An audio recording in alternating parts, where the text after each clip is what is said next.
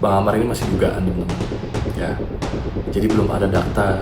Dan saya mohon sekali untuk sahabat-sahabatnya Bang Amar harus lebih hati-hati lagi untuk berbicara ke depan media.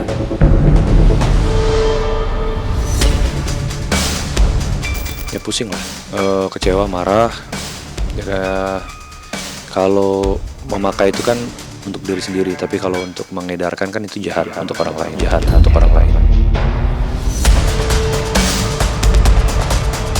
Sayangnya Amar udah dewasa, setiap perbuatan pasti ada konsekuensinya dan dia memilih jalan ini gitu daripada sembuh.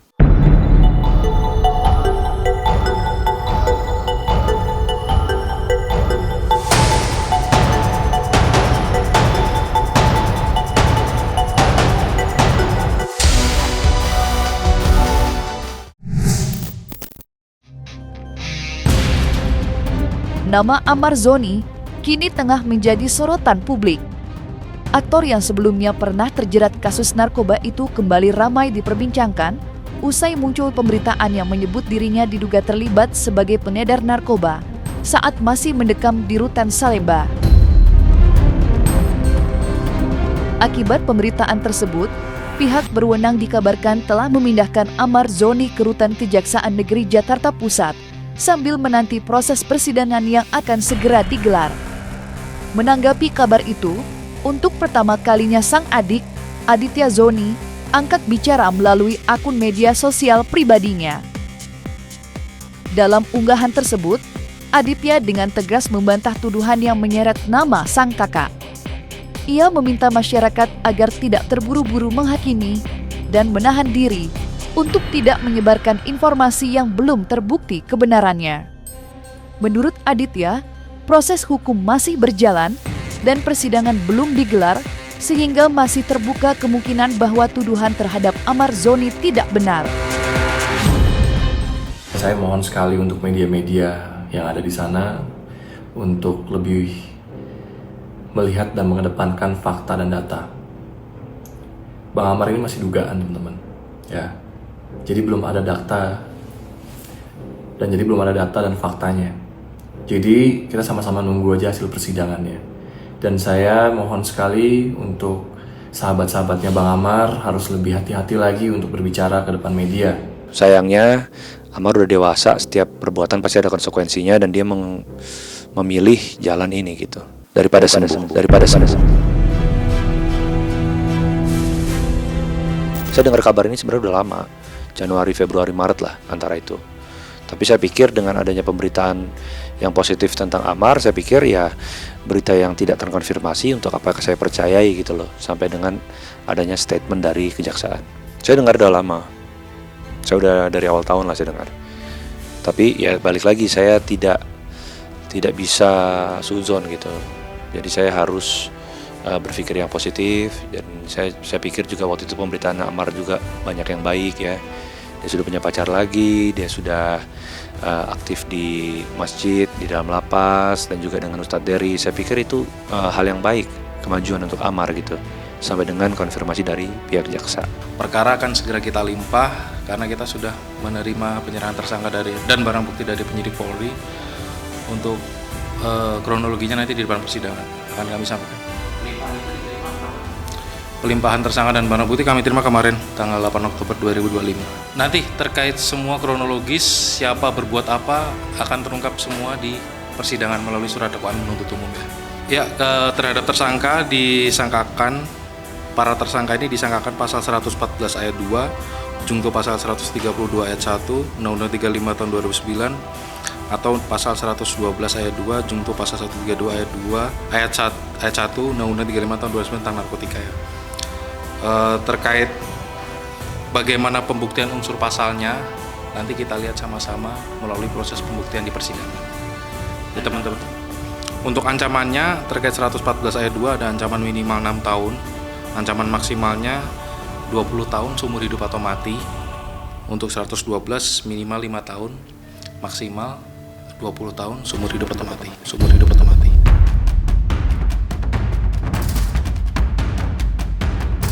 Untuk detailnya mungkin nanti kami sampaikan ya. Intinya jenis barang bukti narkotika. Oke. Narkotika golongan 1. Jadi gini, prinsipnya apabila kita sudah melimpahkan, kita menunggu pengadilan menetapkan jadwal sidang dan hakim. Setelah kita menerima penetapan dari pengadilan, sidang akan segera dimulai. Gitu sih. Mungkin 1 atau 2 minggu ini. Kepada publik, Aditya Zoni menegaskan bahwa dirinya akan tetap memberikan dokumen penuh kepada sang kakak, Amar Zoni, dalam kondisi apapun dan apapun hasil keputusan pengadilan nantinya. Ia menyampaikan bahwa sebagai adik, tugasnya adalah mendampingi dan menguatkan Amar di tengah ujian berat yang kembali menimpa keluarganya. Aditya juga menolak anggapan banyak pihak yang menilai Amar sebagai sosok yang tidak pernah jera dan terus terjerumus dalam kasus serupa. Menurutnya, publik sebaiknya tidak langsung menghakimi tanpa mengetahui situasi sebenarnya. Ia menambahkan, manusia bisa saja melakukan kesalahan, namun bukan berarti tidak memiliki kesempatan untuk berubah dan memperbaiki diri. Namun, di tengah pembelaan Aditya tersebut, kabar mengenai dugaan keterlibatan Amar Zoni tetap menimbulkan kekecewaan bagi sejumlah orang terdekatnya. Beberapa sahabat dekat Amar bahkan mengaku terpukul dan kecewa atas apa yang terjadi.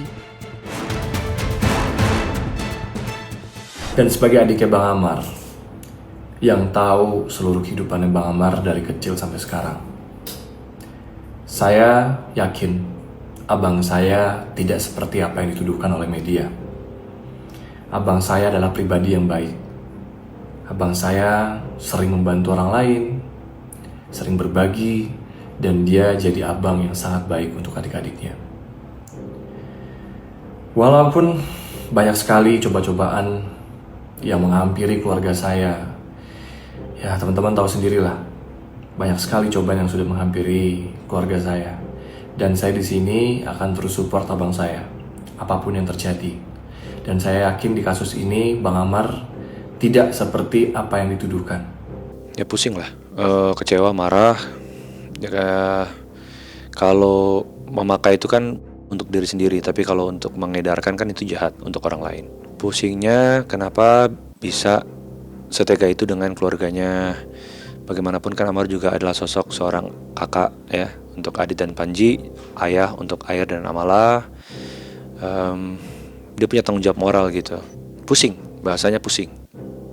Kalau Om John bilangnya berani-beraninya masih berurusan dengan narkoba, padahal sudah di dalam. Jadi semuanya kecewa, semuanya pusing, semuanya marah, capek, lebih banyak capek. Ya kalau dibilang terkejut nggak juga ya, karena kalau kita lihat flashback ke belakang pada saat Amar yang ditangkap di Desember 2023, itu kan kalau nggak salah tersangka yang kedua Akri sempat menyebutkan bahwasannya di pengadilan pada saat itu, seingat saya waktu itu online ya, Amar menurut pengakuan Akri kasih modal kepada Akri untuk berdagang barang-barang terlarang. Kalau nggak salah waktu itu sabu ya, pengetahuan saya. Jadi di saat itu di persidangan secara refleks atau nggak terkontrol pada waktu itu si Akris langsung bilang bahwasanya dia dimodali nama Amar untuk berdagang sabu. Nah itu menurut pengakuan Akri. Nah kalau saat ini Amar kena diduga berdagang sabu, ya kalau saya sih nggak kaget ya. Yang jelas mungkin dari lingkungan juga, dan memang karakter personalnya memang mungkin sulit untuk dapat masukan dari orang ya.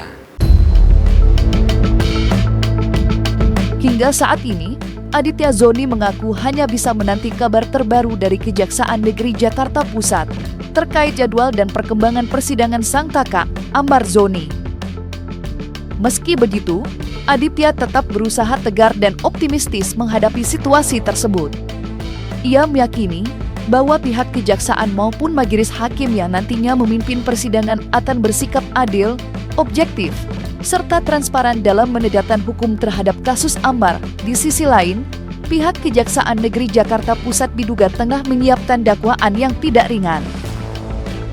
Pasalnya, Ammar Zoni tercatat sudah 4 kali tersandung kasus serupa, yakni penyalahgunaan narkoba. Dengan status tersebut, jaksa disebut-sebut dapat menuntut Ammar dengan hukuman yang lebih berat dibandingkan sebelumnya. Meski begitu, proses hukum masih berjalan dan keputusan akhir sepenuhnya berada di tangan pengadilan. Lalu, berapa lama ancaman hukuman yang kini menanti Ammar?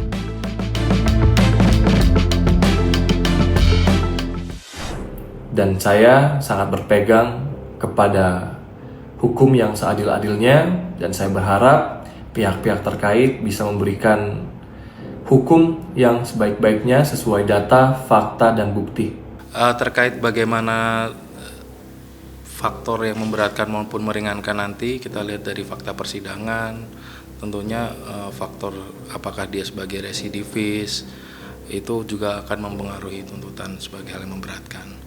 Cuma nanti saya belum bisa jawab sekarang karena proses persidangan belum berjalan. Dari keempat pasal yang ditekankan ke Ammar, 114 ayat 2, 132 ayat 1, terus 112 ayat 2 juga, 132 ayat 2, itu 5 tahun minim, seumur hidup, atau 20 tahun maksimal, dan pidana mati. Nah, itu yang paling beratnya, pidana mati. Nah, jadi seperti itu. Kalau nanti di saat persidangan tidak terbukti, ya insya Allah nggak seberat 20 tahun. Gitu. Cuman udah jelas dari keempat pasal ini semua minimal 5 tahun. Pasti jadi faktor pemberat ya. Di saat dia menjalani hukuman, dia mengedarkan barang seperti ini, pasti jadi faktor pemberat juga. Hakim pasti lihatlah. Apalagi pasti kan ada record jejak digital, ada bahwasanya di saat waktu itu di persidangan 2024 yang Jakarta Barat, itu pernah di persidangan berbicara, salah satu terdakwa berbicara bahwasanya dia dimodalin oleh Ammar. Jadi ada jejak digital itu yang bisa jadi bahan pertimbangan hakim. Nah, kita nggak tahu nanti seperti apa kenyataannya, apa benar dia terbukti menyimpan, apa tidak. Kalau tidak ya nggak terbukti, ya dia lepas. Tapi kalau misal kemungkinan besar sih terbukti ya. Kalau sudah di dalam penjara, ada barang bukti, 6 orang tertangkap, jadi ya saya rasa kemungkinan kecil untuk tidak terbukti. Cuman wallahu alam, saya nggak tahu. Padahal, selama ini banyak orang terdekat Ammar Zoni masih meyakini bahwa sang aktor mampu berubah dan meninggalkan masa kelamnya. Keyakinan itu semakin kuat ketika Ammar kembali ditangkap pada tahun 2023 lalu, momen yang sempat menjadi titik harapan bagi keluarga, sahabat, dan para penggemarnya. Saat itu, tak sedikit yang percaya bahwa kasus tersebut akan menjadi pelajaran terakhir bagi Ammar dan tidak akan terulang lagi. Namun, harapan tersebut kini sirna. Kenyataan bertata lain. Harapan besar untuk melihat Ammar benar-benar pulih dan bangkit justru hancur setelah muncul kabar terbaru yang menyebut dirinya diduga terlibat dalam peredaran narkoba dari balik jeruji besi. Masih segar dalam ingatan, pada pertengahan tahun 2025 lalu, secercah optimisme sempat muncul ketika kuasa hukum Ammar mengungkap bahwa kliennya berpeluang mendapatkan asimilasi serta bebas bersyarat di akhir tahun 2025. Kesempatan itu dianggap sebagai pintu bagi Ammar untuk memulai hidup baru dan menebus kesalahan di masa lalu. Sayangnya, semua rencana itu kini tampak semakin jauh dari harapan. Alih-alih menjemput kebebasan, Ammar Zoni justru harus berhadapan dengan kasus yang lebih berat.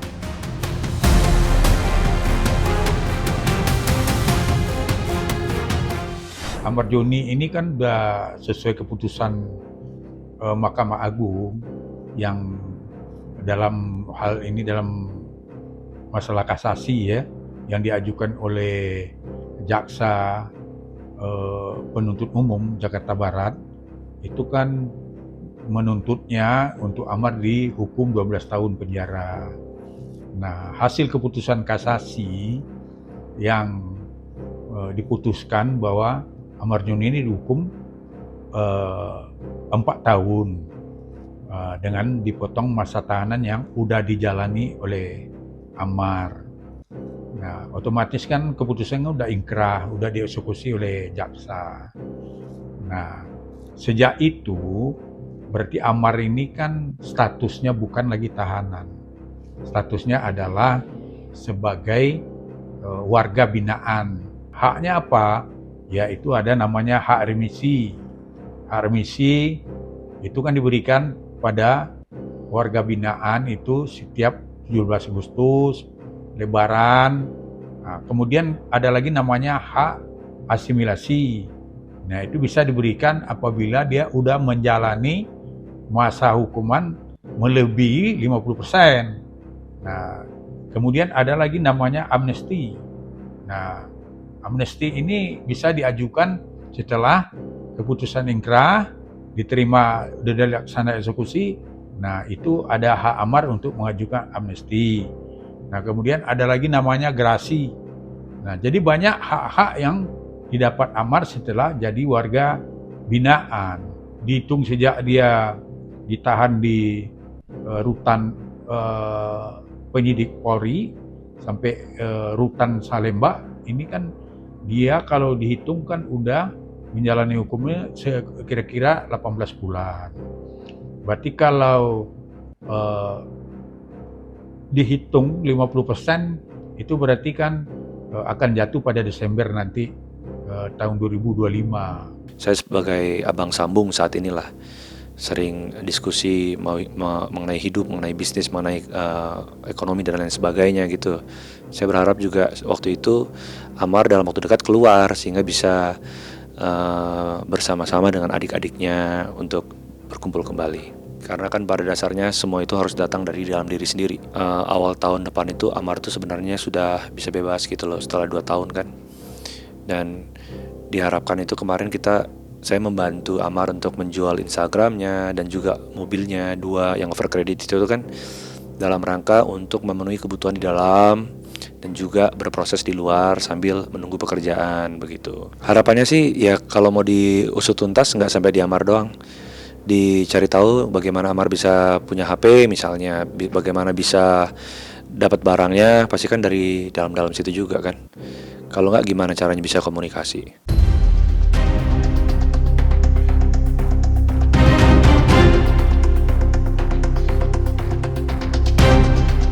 Nah, selesai sudah Cumi Lovers. Jangan lupa untuk like, subscribe, dan juga share channel YouTube Cumi Cumi.